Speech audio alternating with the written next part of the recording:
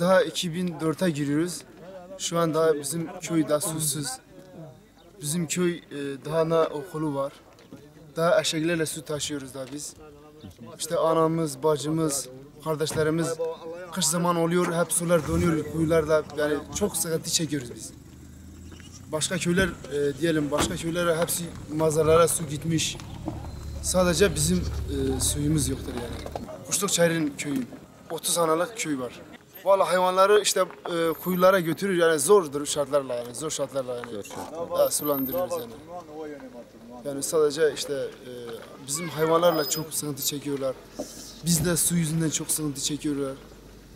İşte bizim hayvanlar olduğu zaman su olmadı biz yani gerçekten su eşekle taşıma yani gerçekten çok zor bir şey oluyor yani.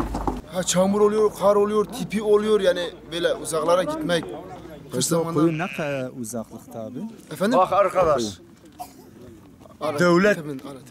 devlet kurucular vermiş. Ha, başka Vallahi türlü. billahi tillah kendi kurucuna bizi silahına bizi tehdit ediyor. Zorla yani. Ne için tehdit ediyor abi? Diyor ki Ya diyor köyden göçün gidin yani sadece. yani bize hakaret ediyor. Hakaret diyor, hayvancılığı yapıyor, bizim yerimiz dar. Bizim herkesin bizim hissellidir. Herkesin çok az, herkesin hissesi var.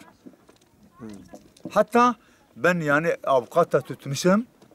Ben Ya o yarın zaten da herkesin vereceğim tapusu falan vardır. Yani zaten işte bizim programımız Sonra sudur yani. ona Su.